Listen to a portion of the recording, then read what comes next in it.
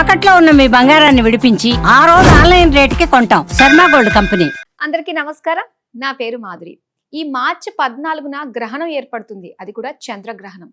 మరి ఈ గ్రహణం భారతదేశంలో ఎంతవరకు కనిపిస్తుంది, మరి ఎక్కడైతే గ్రహణం కనిపిస్తుందో వాళ్ళు ఎలాంటి పరిహారాలు అలాగే ఎలాంటి నియమాలు పాటించాలి, మరి ఆ రోజు గ్రహణం ఉన్నప్పుడు ఎవరి మీద దాని ప్రభావం ఎక్కువగా పడుతుంది, ఇలాంటి ఆసక్తికరమైన విషయాలు తెలియజేయడానికి మనతో పాటు ఉన్నారు ప్రముఖ జ్యోతిష్య పండితులు బ్రహ్మశ్రీ నందిబట్ల శ్రీహరి శర్మ గురువు గారు.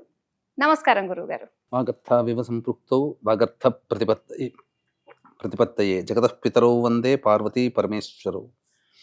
ఆదిత్యాయ చ సోమాయ మంగళాయ బుధాయ చ గురుశుక్ర శనిభ్యశ్చ రాహవే కేతవే నమః. శృంగేరి జగద్గురు పీఠాధిపతులకి కంచి పీఠాధిపతులకి నమస్కారములు తెలియజేసుకుంటూ కార్యక్రమాన్ని ప్రారంభిద్దాం. గురువుగారు, మరి మార్చి 14న చంద్రగ్రహణం అంటున్నారు.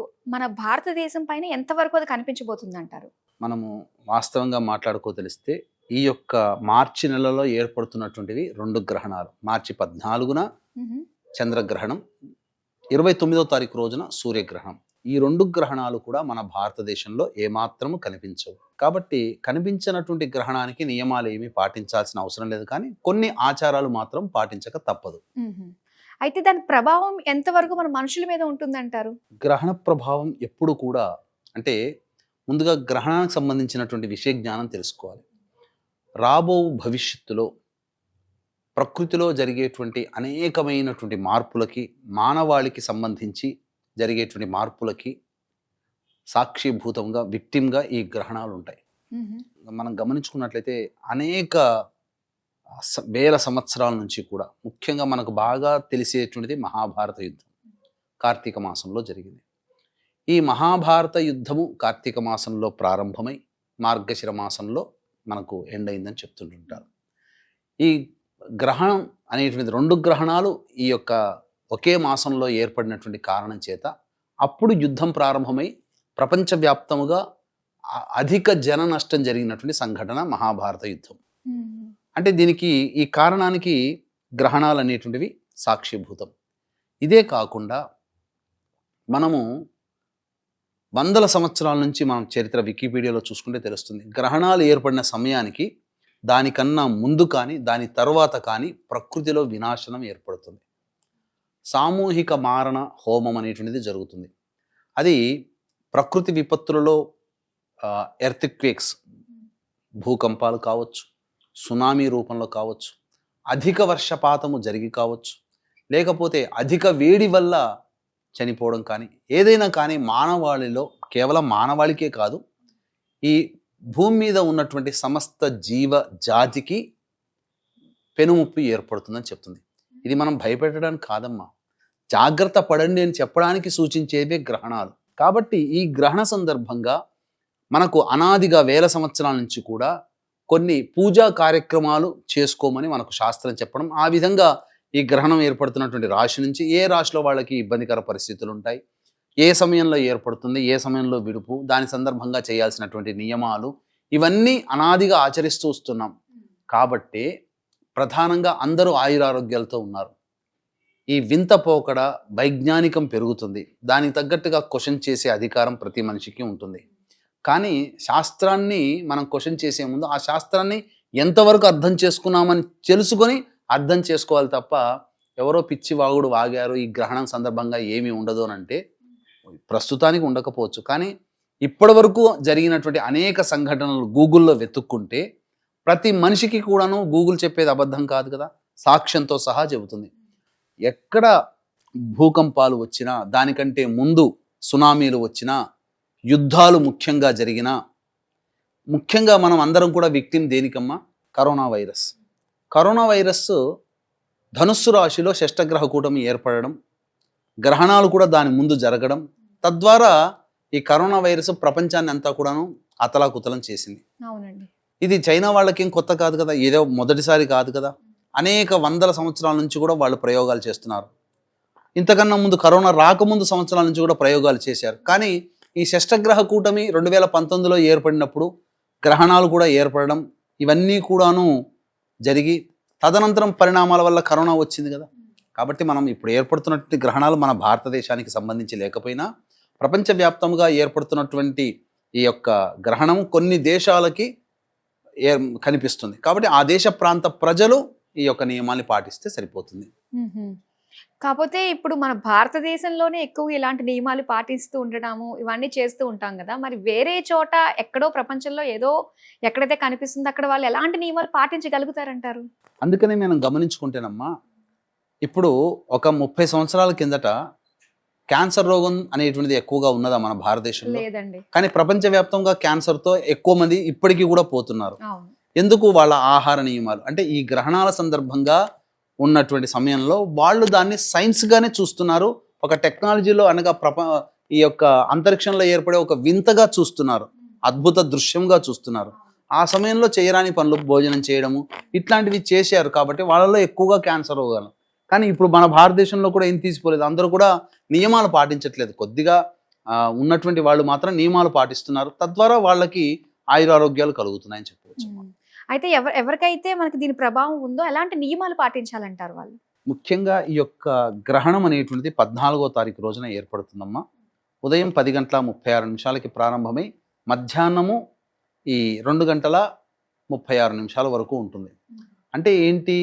మనకు కన్వర్ట్ చేసుకున్నాం. కానీ గ్రహణం మాత్రం రాత్రి సమయంలోనే, చంద్రగ్రహణం. అది ఏ దేశాల్లో ఉంటుంది?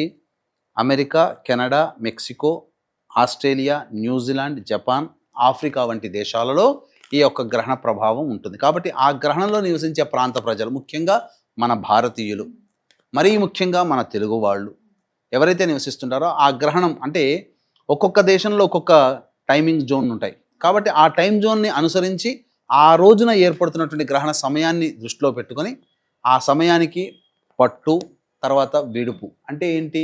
ఆ సమయానికి సంబంధించినటువంటి ఎండింగ్ టైం. పట్టులో మొదటగా స్నానం ఆచరించడం, ఆ స్నానం ఆచరించిన దారభ్యత ఏదైనా ఇష్టదేవతారాధనవి చేయడం, విడుస్తున్నటువంటి సమయంలో మళ్ళీ స్నానం ఆచరించడం, తర్వాత మళ్ళీ ఇల్లంతా కూడా శుభ్రపరచుకొని చక్కగా చేసుకోవడం. ఇంకా నిలువ ఉంచినటువంటి ఆహార పదార్థాల్లో ఖచ్చితంగా దర్భపుల వేయడం. ఇది ఏ దేశాల్లో కనిపిస్తుందని చెప్పామో ఆ దేశ ప్రాంత ప్రజలు ఆచరించాలి. మరి మన భారతదేశంలో ఆచరించవచ్చా అంటే మన భారతదేశంలో కనిపించదు కాబట్టి నియమాలు పాటించాల్సిన అవసరం లేదు. ఈ పట్టు విడుపు స్నానాలు కానీ, ఇటువంటి ఆహారనీయ వస్తువుల్లో దర్భలు వేయడం కానీ. కాకపోతే ముఖ్యంగా పిల్లలు, మానసిక వికలాంగులు ఉన్నటువంటి వాళ్ళు, గర్భవతులు మాత్రం ఖచ్చితంగా 13వ తారీఖు 14వ తారీఖు రోజున మాత్రం నియమాలు పాటించాలి. అంటే పిల్లల యొక్క పాకెట్లో కానీ లేదా ఇంకెక్కడైనా కానీ పట్టుకునే ప్లేస్లో దర్భ పుల్లలు వేసుకోవడం. గర్భవతులైతే గర్భం చుట్టూ కూడా ఎలాగో బట్ట కట్టుకుంటారు కదమ్మా, అప్పుడు దర్భపుల్లని పెట్టుకోవడం కానీ, లేదా దర్భపుల్లలతో చేసినటువంటి ఒక త్రాడు లాగా ఉంటుంది, దాన్ని చుట్టుకోవడం లాంటిది చేస్తే ఆ యొక్క గర్భస్థ శిశువుకి ఆ దర్భలు రక్షణనిస్తాయి. తద్వారా మంచి జరుగుతుంది. తద్వారా ఎందుకు అనంటే మన భారతదేశంలో కనిపించకపోయినా గ్రహణం, మరి చంద్రుడైతే మనకు ఉంటాడు కదా. అంటే గ్రహణం అనేటువంటిది కేవలం ఇప్పుడు మనకు దుస్సంఘటనలు జరిగాయమ్మా. ప్రతి గ్రహణం తర్వాత ఖచ్చితంగా దుస్సంఘటనలు ఉంటాయి. ఆ దుస్సంఘటనలు జరిగినటువంటి ప్రదేశాలు చూసుకుంటే అవి గ్రహణం ఏర్పడినటువంటి దేశాలు కావు, కానీ ఎక్కడో మారుమూలలో జరుగుతాయి. ఆ ప్రభావం అంటే గ్రహణాలు అనేటువంటివి ప్రపంచానికి సంబంధించినటువంటి, భూమి మీద నివసిస్తున్నటువంటి జీవజాతికి, ముఖ్యంగా మానవాళికి సంబంధించినటువంటిది. కాబట్టి ఎక్కడ కనిపిస్తుందో అక్కడ నియమాలు పాటించాల్సిన అవసరం లేదు, కానీ ఆచారాలు మాత్రం ప్రపంచవ్యాప్తంగా ఎవరైనా పాటించాల్సిందే, అందులో సందేహం లేదు. కాబట్టి ఈ గ్రహణం అనేటువంటిది ఉత్తరా నక్షత్రంలో ఏర్పడుతుంది, కన్యా రాశిలో. కాబట్టి వీటికి సంబంధించి కొన్ని రాశుల వారికి మంచి జరుగుతుంది, కొన్ని రాశుల వారికి ఇబ్బందికర పరిస్థితులు. ఏ రాశుల వారికి మంచి జరుగుతుంది అని అంటే కర్కాటక రాశి వారికి యోగము, అలాగే వృశ్చిక రాశి వారికి యోగము, మేషరాశి వారికి యోగము. తక్కినటువంటి వృషభ, మిథున, సింహ, కన్య, తుల, ధనుస్సు, మకర, కుంభ, మీన రాశుల్లో జన్మించిన వాళ్ళు ఎవరైతే ఉంటారో వాళ్ళందరూ కూడా ఈ సంబంధించినటువంటి గ్రహణ దోషానికి గురయ్యే రాశులే. కాబట్టి ఈ గ్రహణ దోష నివారణార్థమై మనము ఈ యొక్క ఇండియన్ స్టాండర్డ్ టైంకి మనం కన్వర్ట్ చేసుకున్నాం. కాబట్టి ఐఎస్టీకి అది ఉదయం 14వ తారీఖు రోజున ఉదయం 10:36 ప్రారంభమై 2:30 గంటల వరకు ఉంటుంది మధ్యాహ్నం. కాబట్టి ఈ సమయంలో అవకాశం ఉంటే ఆ రోజున ఇష్టదేవత ఆరాధన, అంటే లలితా సహస్రనామ పారాయణం కానీ, లేకపోతే విష్ణు సహస్రనామం కానీ, త్రిశతి కానీ, ఇలా ఏదైనా కానీ, ఏదైనా గురువు గారు ఇచ్చినటువంటి మూలమంత్రం కానీ జపం చేసుకుంటే అక్కడ వేరే దేశంలో అది రాత్రిపూట జరుగుతుంది, కానీ మన దేశానికి ఉదయం పూట.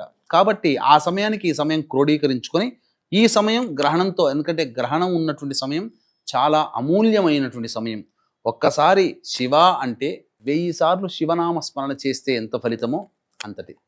ఒక్కసారి లలితా సహస్రనామ పారాయణం చేస్తే 1000 సార్లు లలితా సహస్రనామ పారాయణం చేసిన పుణ్య ఫలితం ఆ ఒక్కసారికే గ్రహణ సందర్భంగా ఉన్నటువంటి పట్టు విడుపు సమయంలో చేసుకోవాలి, ఆ మధ్యలో చేసుకోవాలి. ఆ విధంగా ఫలితం ఉంటుంది. కాబట్టి అవకాశం ఉన్న వాళ్ళందరూ ఈ యొక్క పరిహారం పాటించవచ్చు. అలాగే ఇంకా మనకు సంబంధించి ఇంకా దేవతానుగ్రహం కావాలంటే మన పీఠం ఆధ్వర్యంలో ఉదయం 9 గంటలకి ఈ యొక్క వృషభ మిథున సింహ కన్య తుల ధనుస్సు మకర కుంభమీన రాశిలో జన్మించినటువంటి వారికి గ్రహణ దోష నివారణ పూజలు హోమాలు అనేటివి పర్ హెడ్ 2100 రూపాయలకి చేయించడం జరుగుతుంది. అవకాశం ఉన్న వాళ్ళు కార్యక్రమ తదనంతరం కాంటాక్ట్ చేసి గోత్రనామాదులు నమోదు చేసుకోవచ్చు. ముఖ్యంగా ఏ రాశుల వారికి బాగా ఇబ్బందికరంగా మారుతుందనంటే కుంభరాశి వారికి అష్టమ స్థానంలో ఈ యొక్క గ్రహణం ఏర్పడుతుంది. కాబట్టి కుంభరాశి వారు ఆరోగ్యపరంగా జాగ్రత్త పడాలి. అలాగే మిథున రాశి వారికి అర్ధాష్టమంలో ఈ గ్రహణం ఏర్పడుతుంది, వాళ్ళు చాలా జాగ్రత్తలు పాటించాలి. ఇక వృషభ రాశి వారికి పంచమ స్థానం, సంతానపరంగా ఇబ్బందులు కానీ ఏర్పడడం, ఆలోచించిన పనులు తదనంతరం గ్రహణ తదనంతరం ఇబ్బందికర పరిస్థితులు. మిథున రాశి వారికి గృహ మార్పు, వాహన మార్పు, గృహ నష్టం కానీ వాహన నష్టం కానీ జరుగుతుంది. తల్లిగారి ఆరోగ్యం పట్ల శ్రద్ధ వహించాలి. సంతోషం లేని జీవితాన్ని గ్రహణ తదనంతరం కొంతకాలం గడుపుతారు. అలాగే సింహరాశి వారికి కుటుంబ కలహాలు, ధన వ్యయము, అలాగే మనస్సు చక్కగా ఉండలేకపోవడం ఇవన్నీ జరుగుతాయి. కన్యా రాశిలోనే గ్రహణం ఏర్పడుతుంది కాబట్టి కన్యా రాశి వారికి ప్రధానంగా ఇబ్బంది. అలాగే తులారాశి వారికి 12వ స్థానంలో కాబట్టి ఎక్కువగా ఖర్చులు పెరుగుతూ ఉండడము, అలాగే సరిగ్గా నిద్ర పట్టలేనటువంటి స్థితికి రావడము, అలాగే చేసేటువంటి ప్రతి పనులలో ఆటంకాలు ఉండడం. ధనుస్సు రాశి వారికి చేస్తున్నటువంటి వృత్తి ఉద్యోగ వ్యాపారాల్లో ఇబ్బందికర పరిస్థితులు ఉండడము. మకర రాశి వారికి ముఖ్యంగా తండ్రి గారి ఆరోగ్యం పట్ల శ్రద్ధ వహించాలి. అలాగే ఆస్తులకు సంబంధించినటువంటి వివాదాలు పెరగడం అనేటువంటిది జరుగుతుంది. మీన రాశి వారికి దాంపత్య సమస్యలు కానీ, భాగస్వామ్య వ్యాపారం చేసే వాళ్ళతో సమస్యలు కానీ, లేదా ఎవరితో కలిసి పని చేస్తున్నారో వాళ్ళతో సమస్యలు అనేటివి కలుగుతాయి. కాబట్టి ఈ గ్రహణ సందర్భంగా ఇష్టదేవత ఆరాధన అనేటువంటిది చేసి, మరియు అమ్మవారికి అభిషేకము కుంకుమార్చన గనక ఈ యొక్క 14వ తారీఖు రోజున జరిపించుకున్నట్లయితే తప్పకుండా వాళ్ళకి భవిష్యత్తులో గ్రహణ తదనంతరం మళ్ళీ ఇంకొక గ్రహణం మీనరాశిలో వేచి చూస్తుంది. కన్యారాశిలో చంద్రగ్రహణం ఏర్పడుతుంది 29వ తారీఖు రోజున సూర్య గ్రహణం. కాబట్టి ఈ 2 గ్రహణాలు ఒకే మాసంలో ఏర్పడుతున్నాయి. ఆ వెంబడే మళ్ళీ ఉగాది ప్రారంభమవుతుంది. షష్టగ్రహ కూటమి కూడా ఆ సందర్భంగా ఉంటుంది. ఇవన్నీ వెరసి భవిష్యత్తు వినాశనంలో మనము భాగస్వాములు కాకూడదు. అంటే మనము, మన కుటుంబము, మన దేశము, మన ప్రాంతము రక్షింపబడాలి అని అంటే ఖచ్చితంగా దేవతా ఆరాధన చేసుకోవాలి. ఈ 2 గ్రహణాల సందర్భంగా ప్రస్తుతానికి చంద్రగ్రహణానికి సంబంధించి వృషభ మిథున సింహ కన్య తుల ధనుస్సు మకర కుంభ మీన రాశిలో జన్మించినటువంటి వాళ్ళు విధిగా నియమాలు పాటించాలి. తదనంతరం పరిణామాలలో వచ్చేటువంటి ఇబ్బందుల నుంచి బయటపడతారని చెప్పవచ్చు. ఖచ్చితంగా ఇష్టదేవత ఆరాధన ఆ చెప్పినటువంటి సమయంలో చేసుకోవాలి. అవకాశం ఉంటే మన పీఠం ఆధ్వర్యంలో జరిగేటువంటి సర్వదోష నివారణ, గ్రహణ దోష నివారణ పూజల హోమాల్లో పాటించుకోవచ్చు. అలాగే ఈ గ్రహణం కనిపిస్తున్నటువంటి రాశుల్లో దేశాల్లో ఉన్నటువంటి వాళ్ళు, ఈ చెప్పినటువంటి రాశుల్లో జన్మించినటువంటి వాళ్ళు, మరీ ముఖ్యంగా గర్భవతులు ఈ యొక్క గ్రహణాన్ని చూడకూడదు. అలాగే గ్రహణ తదనంతరం వాళ్ళందరూ కూడా ఇంటినంతా శుభ్రం చేసుకొని మళ్ళీ ఉదయాన్నే ఈ గ్రహణ దోష నివారణార్థమై బియ్యము, తెల్లటి వస్త్రము, పాలు, పెరుగు మరియు ఆ యొక్క చంద్రబింబము, కేతుగ్రస్తము కాబట్టి సర్పబింబము వెండితో చేసింది దానం ఇవ్వాలి. విదేశాల్లో ఉన్న వాళ్ళు చేయడానికి అవకాశం ఉండదు కాబట్టి ఇక్కడ వాళ్ళ బంధువులు అనగా తల్లిదండ్రులు కానీ, అత్తమామలు కానీ, అన్నదమ్ములు కానీ ఎవరైనా కానీ వాళ్ళ తరపున ఇక్కడ బ్రాహ్మడికి దానం చేసినా అదే పుణ్య ఫలితం ఉంటుంది. అలాగే మాకెవరు ఇక్కడ లేరండి అని అంటారు కదా, వాళ్ళు ఎక్కడెక్కడో దూరంలో దేవాలయాలు ఉంటాయి కాబట్టి బ్రాహ్మడికి ఇవ్వడం కోసమే బియ్యము, తెల్లటి వస్త్రము, ఇవన్నీ చంద్రబింబము, వెండి బింబము, ఇవన్నీ వెండి సర్పబింబము ఇవన్నీ పెట్టి మీరు దేవాలయానికి వెళ్ళినప్పుడు ఆ యొక్క బ్రాహ్మడికి దానం చేస్తే సరిపోతుంది. ఇది ఈ నియమాలు పాటించాలి. ఓకే గురువు గారు, గ్రహణానికి సంబంధించి సమగ్ర సమాచారాన్ని మాకు తెలియజేసినందుకు ధన్యవాదాలు. సర్వం శ్రీ ఉమామహేశ్వర పరబ్రహ్మార్పణమస్తు.